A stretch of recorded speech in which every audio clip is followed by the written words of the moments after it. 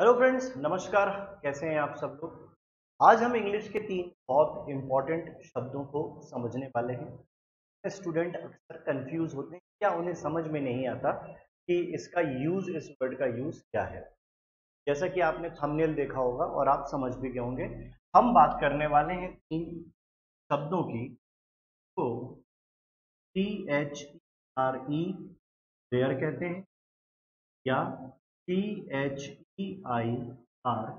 There कहते हैं, या THYRE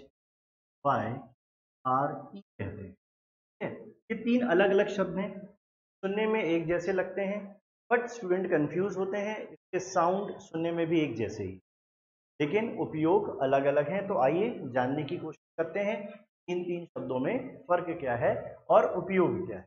देखो, सबसे पहले जो शब्द लिखा है देयर, ये एक अर्थ में उपयोग होता है, मीनिंग वहां के लिए, और एक अर्थ में ये उपयोग होता है किसी भी वाक्य के सब्जेक्ट के लिए। ठीक है, ये subject as a introductory subject होता है। मतलब जब हमारे पास किसी सेंटेंस का सब्जेक्ट ना हो, तब हम इसको इंट्रोड्यूस करते हैं। जैसे मैथ्स में करते हैं ना बच्चे, माना x बराबर 100। तो जब हमारे पास कोई नंबर नहीं होता, सब्जेक्ट नहीं है, तब हम भी मान लेते हैं माना x बराबर सब्जेक्ट। और भी वर्ड होते हैं, लेकिन हम बात देयर की कर रहे हैं, इसलिए हम देयर को ही सीखें। जैसे एक एग्जाम्पल, मैं वहां गया था। मैं वहां गया, तो मैं क्या बोलूंगा? वहां, I went there.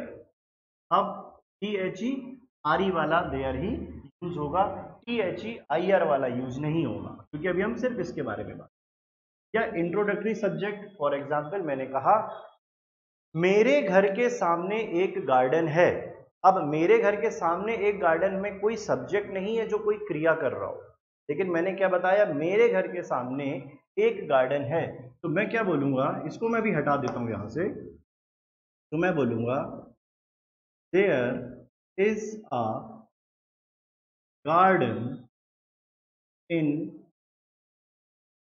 Front of my house. ये हो गया इसका एक सेंटेंस। यहां पर जो देयर है, ये वाक्य के या किसी सेंटेंस के इंट्रोडक्टरी सब्जेक्ट के रूप में काम कर रहा है, क्योंकि हमारे पास कोई सब्जेक्ट नहीं था। और यहां पर जो देयर है, ये मीनिंग ले रहा है वहां का। ठीक है, ये एक प्रकार से एडवर्ब है, और ये एक प्रकार से प्रोनाउन है, जो कि सेंटेंस के सब्जेक्ट के रूप में काम कर रहा है। दोनों अलग अलग चैप्टर चेंज करते हैं, पर दोनों की मीनिंग हम अगर हिंदी में भी समझ लें तो कोई दिक्कत नहीं आएगी। जैसे मैंने अपनी चाबियां वहां रख दी हैं, तो मैं बोलूंगा I have kept my keys over there. ठीक है, वहां पर रख दी हैं। तो यहां पर जो देयर है, ये वहां के लिए काम कर रहा है। ठीक है, लंच बॉक्स वहां पर रखा हुआ है, तो lunch box is kept over there. ये इसका मतलब हुआ। तो आई होप आपको पहला कंसेप्ट क्लियर हो गया होगा। देयर जो है वो किसी वाक्य का सब्जेक्ट बनाता है। आइए अब दूसरे वर्ड को समझने की कोशिश करेंगे। हम THEIR वाला शब्द लेते हैं। अब हम एक दूसरा सब्जेक्ट लेते हैं, दूसरा वर्ड लेते हैं, THEIR देयर।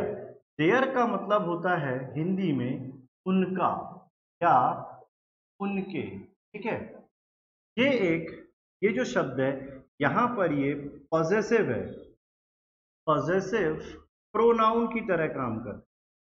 अब पॉजेसिव प्रोनाउन क्या होते हैं? अधिकार दिखाने वाले शब्द। जैसे मैंने कहा, जैसे शब्द होता है ना मेरा घर, तो मैं क्या बोलूंगा? My home. तुम्हारा घर, मैं क्या बोलूंगा? Your home. तो इसी प्रकार मुझे कहना है उनका घर, तो मैं क्या बोलूंगा? उनका घर। तो यहां से मैं बता देता हूं, यहां बोलेंगे हम उनका घर यानी देयर होम। उनका लंच बॉक्स यानी देयर लंच बॉक्स। ठीक है, ये है वर्ड देयर। तो देयर में बेटा कंफ्यूज होने की जरूरत नहीं है। देयर अधिकार दिखाने का काम करता है, जैसे माय और अवर, उसी प्रकार होता है देयर। तो आई होप ये वाला पॉइंट भी क्लियर है। आइए अब हम चलते हैं हमारे थर्ड रूल पर और जानते हैं कि THEYRE क्या होता है। ठीक है, जैसे तीसरा शब्द देखिए आप, THEYRE, ये शब्द कहलाता है, ये है कॉन्ट्रैक्शन। अब कॉन्ट्रैक्शन क्या होता है, हिंदी में कहते हैं संकुचन। तो समझ लेते हैं। जैसे लिखा है डू नॉट, आपने कभी देखा होगा, डू नॉट को हम लिख लेते हैं डोंट, या डिड नॉट को हम लिख देते हैं डिडंट। इसी प्रकार लिखा है दे आर, क्या लिखा है ये, दे प्लस आर। तो दे आर को हम लिख देते हैं देयर, क्या लिख देते हैं, देयर। एक एग्जाम्पल समझते हैं और फिर इस सेंटेंस को सीखेंगे। जैसे they are going to dash house या होम, मान लेते हैं। अब आप देखो ये दे आर लिखा है ना, मैं इसकी जगह क्या लिख सकता हूं, THEY, दे आर। ठीक है, तो इसकी जगह मैंने लिख दिया there going to their house. ठीक है, तो वे अपने घर जा रहे हैं, तो दे आर को बनाता है there, they are going to their house, और उनका घर वहां है, देयर इज। अब मैंने एक और एग्जाम्पल ले लिया, एक और एग्जाम्पल लिख लेते हैं। वहां पर उनका घर है, सपोज मुझे सेंटेंस कहना है वहां पर उनका घर है, तो मैं क्या बोलूंगा, देयर इज देयर होम, या जहां वो रहते हैं उसको हम होम कहते हैं, देयर इज देयर होम। ये हो गया आपका एक सेंटेंस, जिसमें एक देयर जो है वो सेंटेंस का सब्जेक्ट बनाता है, ये यहाँ पे प्रोनाउन की तरह काम करता है, और ये वाला जो शब्द है ये पॉजिटिव की तरह काम, हालांकि प्रोनाउन ही है। ठीक है, सॉरी पॉजिटिव ये एडजेक्टिव है यहाँ पे, लेकिन ये मीनिंग में वही है कि उनका। ठीक है, आई होप आपको अब दे आर को देयर कहते हैं, THEIR, THERE और THEY एपोस्ट्रोफी RE, इन तीनों का कंफ्यूजन अब दूर हो गया होगा।